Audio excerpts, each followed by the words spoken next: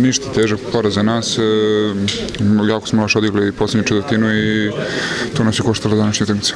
Povrela je atmosferi u Pioniru?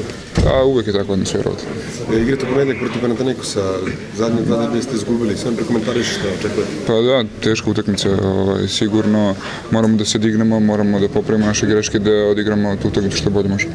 Pobjeda Zvezde prvi put slavi.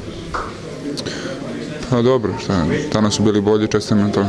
Zanimljivo je da u prethodnih 6 utakmica u gostima imate čak 5 poraza.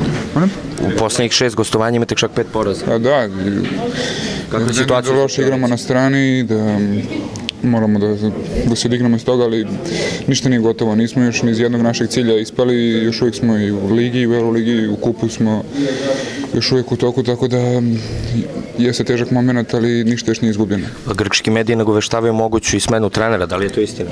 Ne znam ja ništa tamo. Hvala, puno sreće u Nasku. Hvala.